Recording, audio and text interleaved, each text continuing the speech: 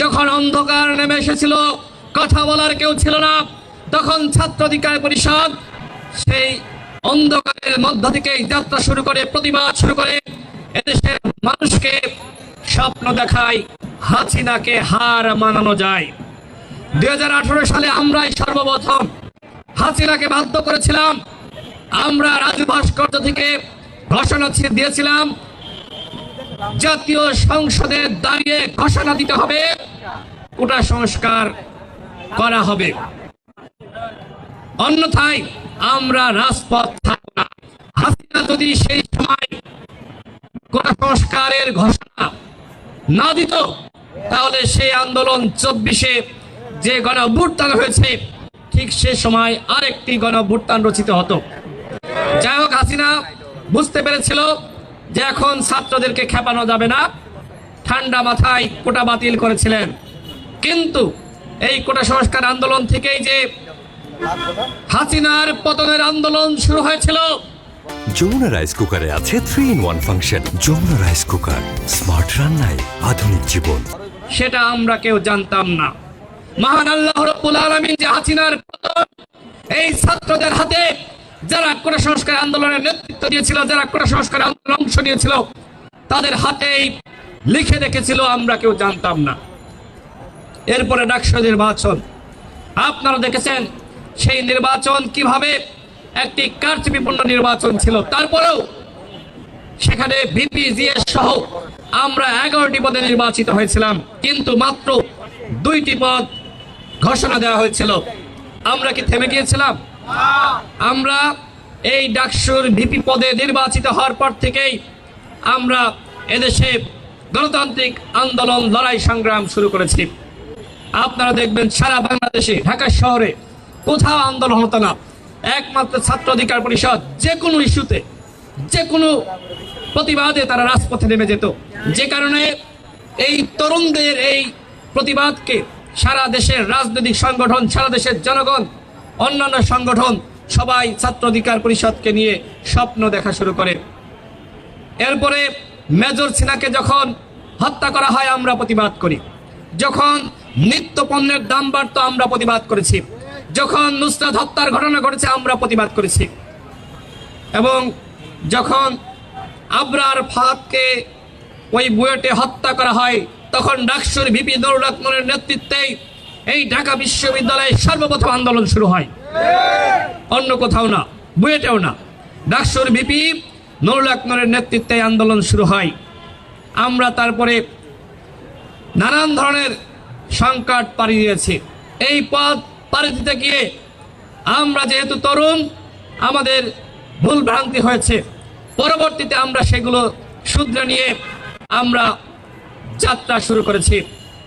এরপরে এই যে আমরা আলো জ্বালিয়ে রেখেছিলাম, নিভু নিভু আলো, সেই আলো একটা সময় বিরাট আকারে জ্বলে ওঠে 2024-এর আন্দোলনে।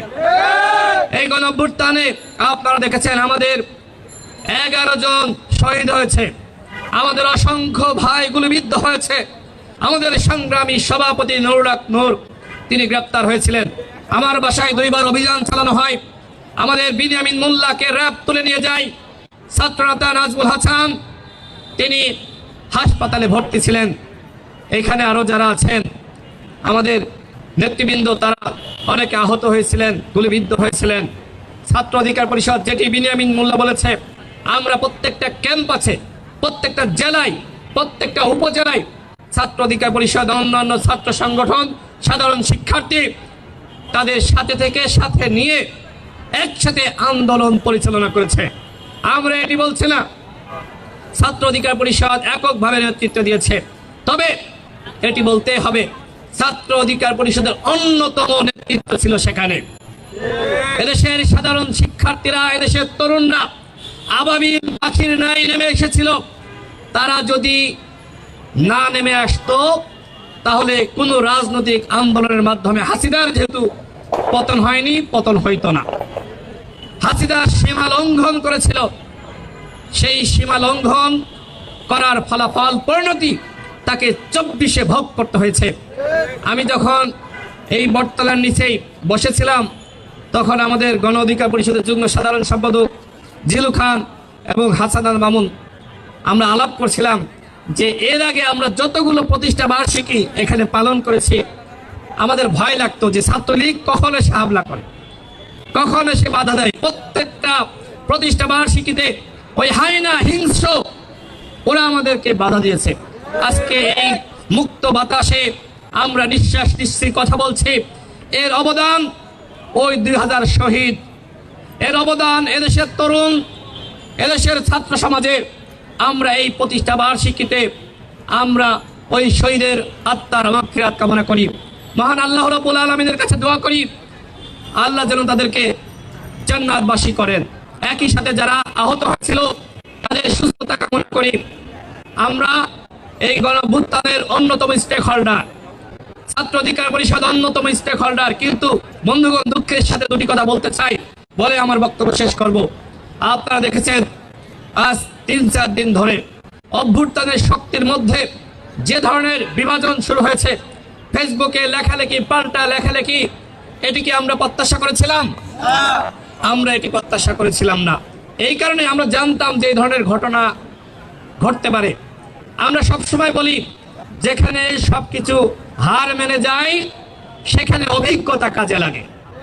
আমাদের একটি অভিজ্ঞতা আছে, সেই অভিজ্ঞতার জায়গা থেকে আমরা বলেছিলাম যদি জাতীয় ঐক্যমতের সরকার, সবার প্রতিনিধিত্বের সরকার গঠিত না হয় তাহলে এই অভ্যুত্থান ব্যর্থ হবে।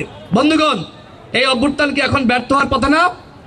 দেখেন, বিভাজিত শক্তি, আমরা যারা ফ্যাসিবাদ বিরোধী শক্তি ছিলাম তাদের ভিতরে অনৈক্য, কারোর চাপার সাথে কারোর চাপার মিল নাই।